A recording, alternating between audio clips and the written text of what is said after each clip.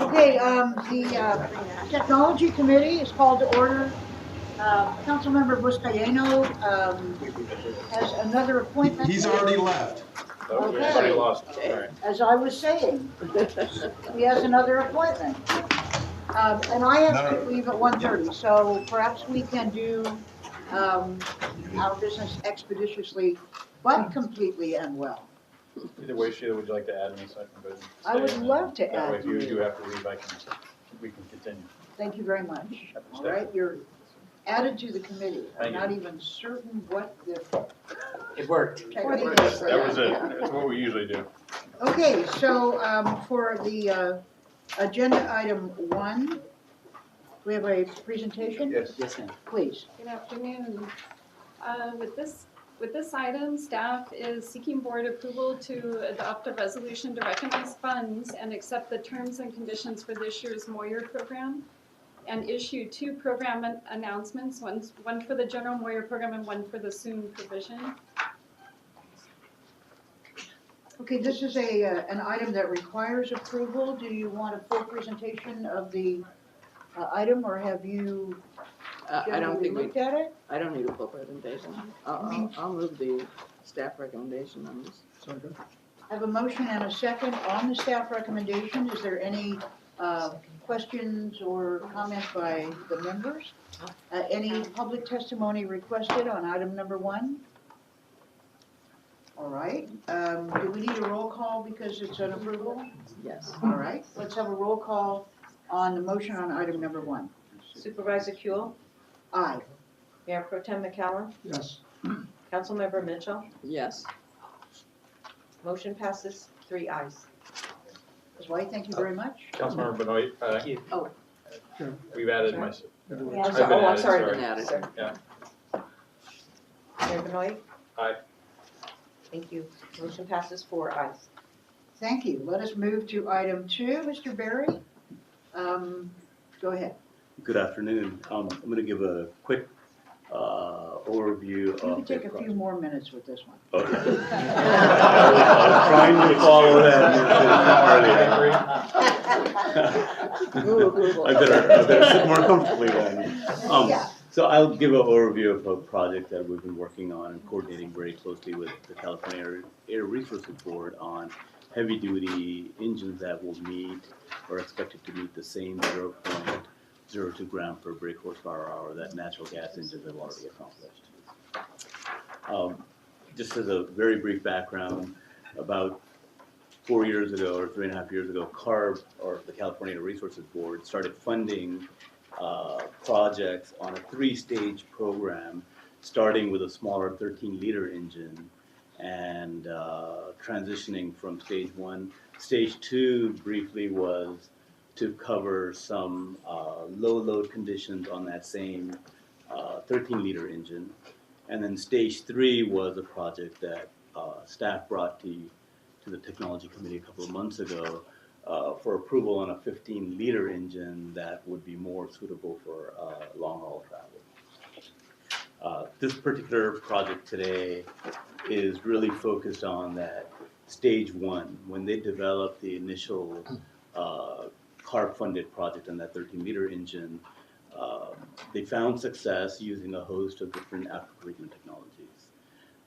Upon completion of that project and upon completion of, or the approval we sought from you in January, they learned that the after-treatment system, the catalyst, had a mechanical failure. Basically, the can around it failed. So this particular project is to go back, remake that particular catalyst for that stage 1 project, age it appropriately, and then test it.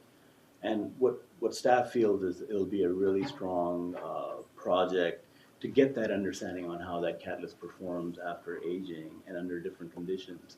And we feel that it'll make a more robust project for stage 3, which is a 15-liter engine. So I apologize, it is a little confusing, and but timing-wise, that failure really didn't happen until just, I think, a couple of days before we came to the 15-liter project. But really, the idea is to transfer that technology, get a better understanding on the 15-liter engine.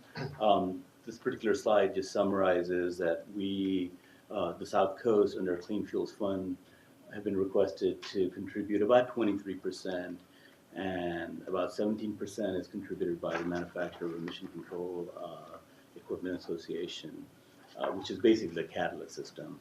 And EPA will be, or we're requesting EPA funding of about 60% for this particular project from their CADI program or diesel reduction programs. So really the proposal today is to, upon receipt, recognize the $500,000 from EPA.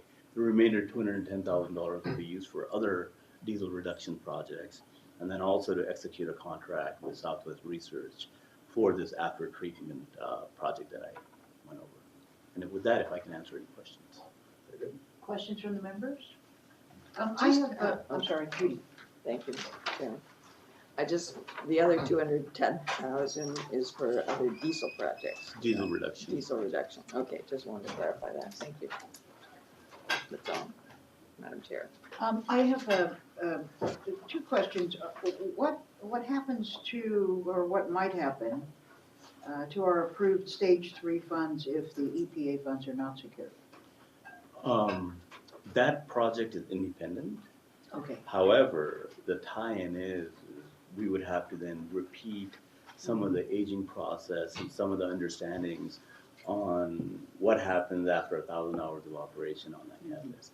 If we do the assessment in this particular project, we can alleviate that step, but if needed, and if this funding doesn't come through and we can't find alternative sources of funding, such as approval from this committee and our board on the use of clean fuels funds or bringing other partners in, we would have to then supplement that project to do this aging concept. And I guess similarly, I wonder what would kind of happen to our approved funds if the problems that the new funding wants to address in terms of what happened in stage 1 can't be fixed. Or do you have some confidence that we're likely to be able to fix it? So the issue, as I understand it, from Southwest Research, is there was a mechanical failure. It wasn't a chemical composition or the effectiveness of the catalyst system. It was really literally the can that holds this together that failed, and certainly they're going to be taking a much more robust approach of using what that mechanical failure was to address that issue. So I don't anticipate that. Okay. Any further questions on item 2? Move approval. There's a motion and a second. Do we have any public testimony requested for item 2? Seeing none, please call the roll on item 2. Thank you very much, Mr. Medina.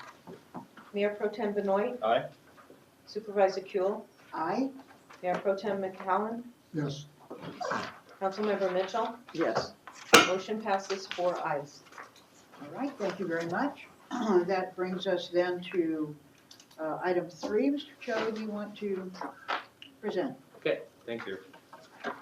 Okay, I'll try to not to be too brief. No, you want to start again on that one. Okay. you want to be brief.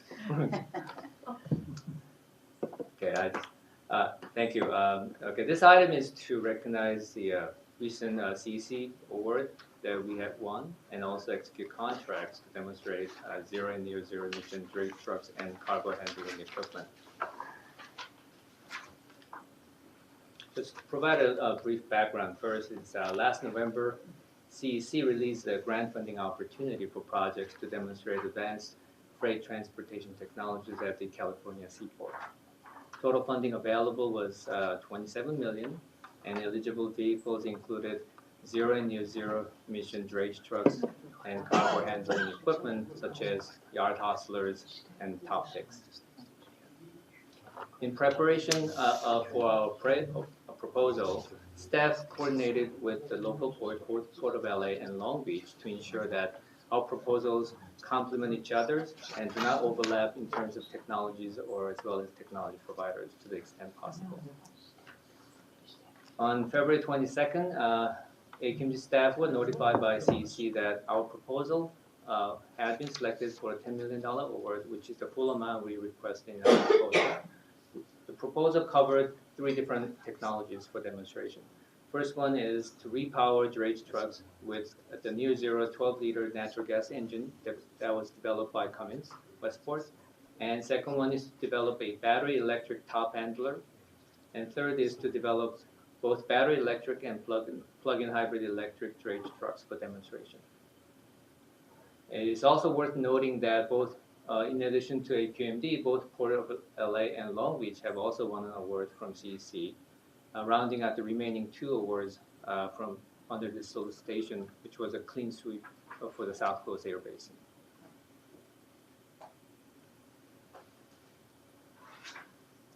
To go over each of the 3 projects, first is the clean energy in partnership with Cummins Westport will demonstrate 20 drayage trucks that are repowered with the newly developed 12-liter ISXG near zero engine. This engine is capable of meeting the optional 0.02 gram NOx standard, while providing the comparable power and torque to diesel trucks.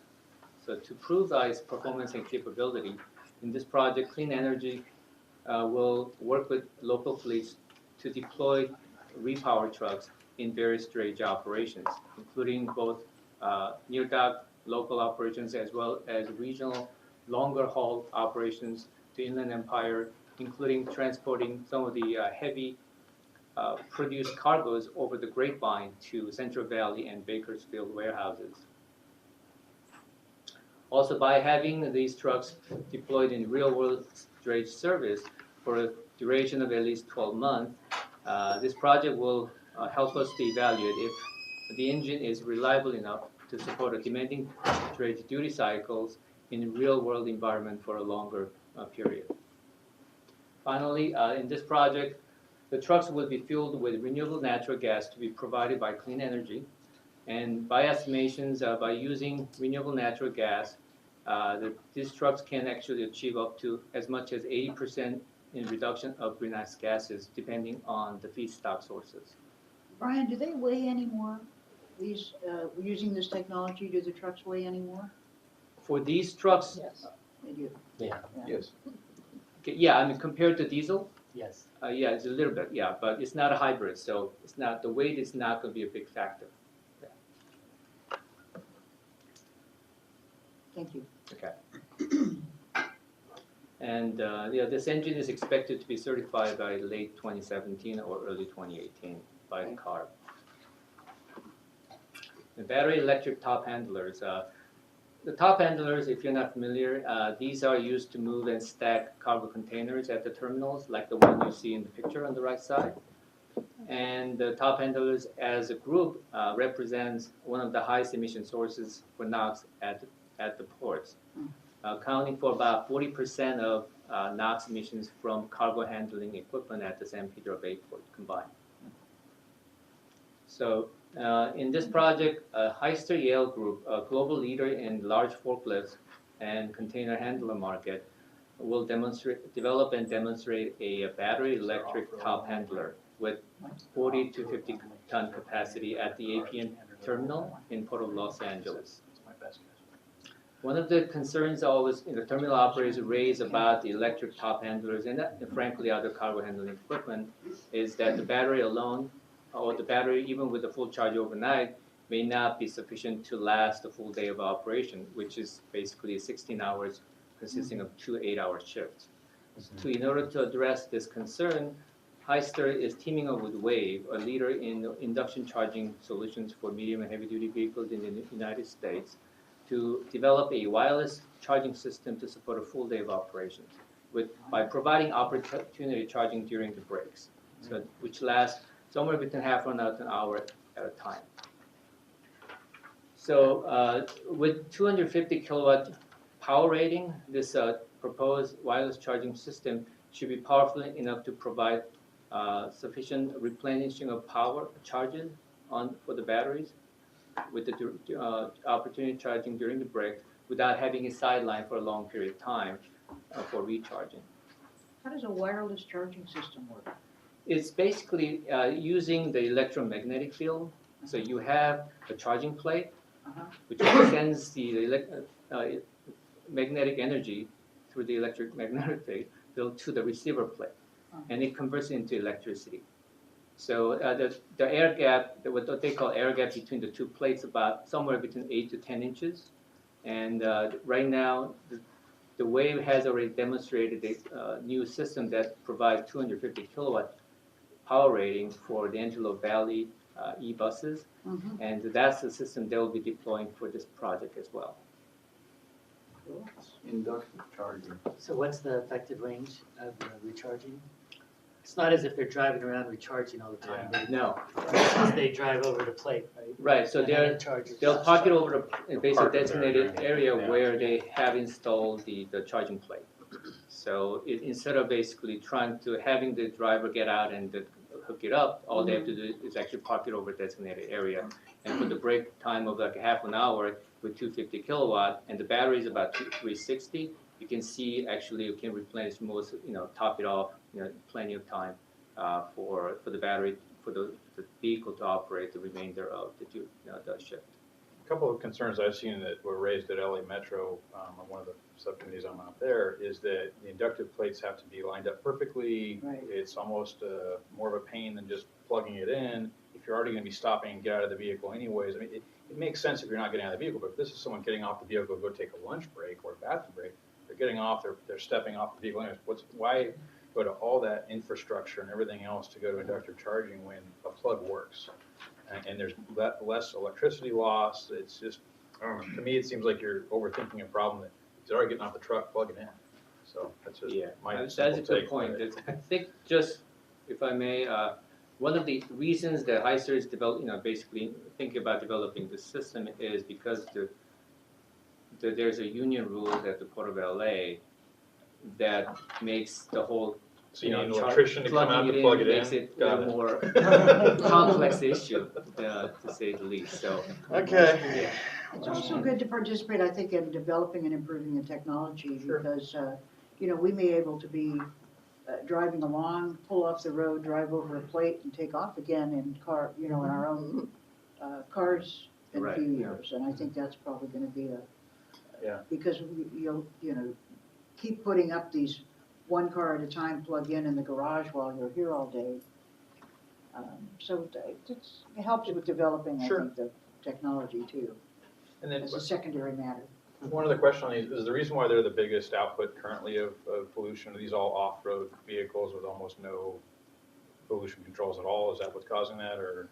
For the topics, Yeah. yes, that's basically what it is, yeah. So when you look at the per vehicle basis, is one of the dirtiest vehicles out there for the off-road at the port. Yeah.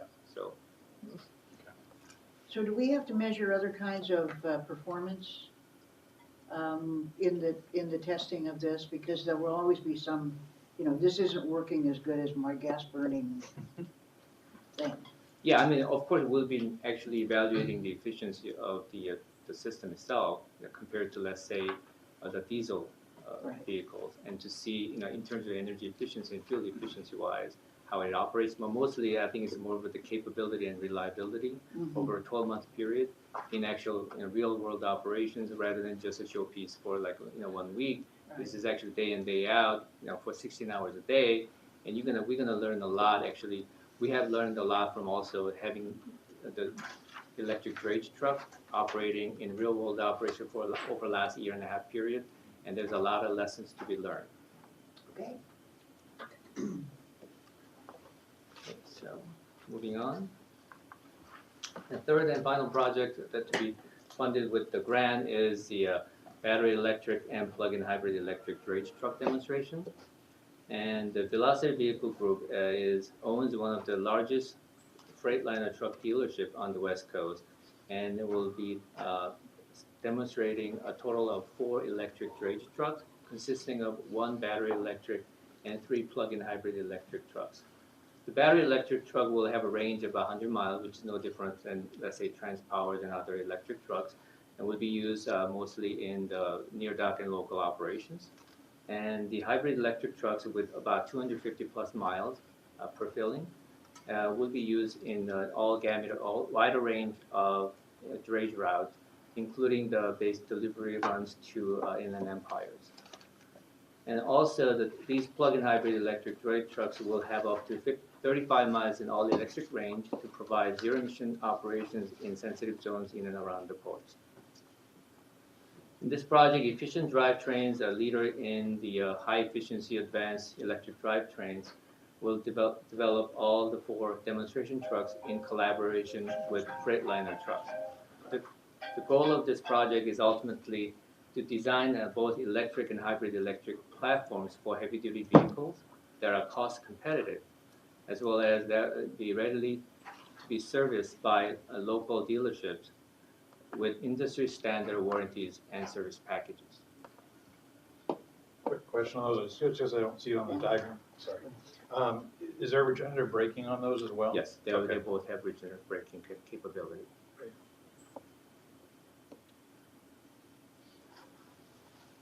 Okay, so it's shown in the table that the total project cost is estimated to be 15.5 million. And in addition to 10 million grant award from CEC, this project will also leverage cost shares from Clean Energy and its partners for 2.5 million, about 40,000 from Heister Yale Group, as well as 630,000 from Velocity Vehicle Group and EDI. And AQMD is being requested to provide 1.6 million to support this project, which is about 10% of the overall project cost. Finally, this table just gives you a breakdown per each project on and how it would be funded. For Clean Energy's repower project, the cost is about 7.6 million, and they're asking AQMD to provide about 650,000 in cost share.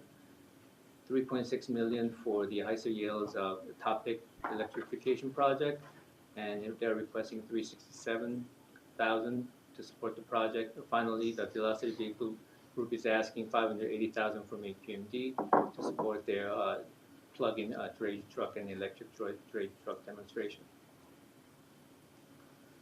Okay. In closing, staff recommend the following actions: to recognize up to 10 million from CEC into Clean Fuels Fund. Also, to execute contracts with the 3 entities from the Clean Fuels Fund, Clean Energy, Heiser Yale, and Vehicle Velocity Group for demonstration. Thank you. Thank you. Okay, any questions about accepting the money or the 3 contracts that are proposed? Any public testimony on this item? Seeing none, do I have a motion on the item? Move approval. Second. I have a motion and a second. Please call the roll. Mayor Pro Tem Benoit, Aye. Supervisor Kuehl, Aye. Mayor Pro Tem McCowen, Yes. Councilmember Mitchell, Yes. motion passes 4 ayes. All right, that motion is approved. Any other business to bring before this committee? Any public comment generally for this committee? Seeing none, we are adjourned, and this committee will meet again on April 21st. Thank you. My apologies for running late earlier.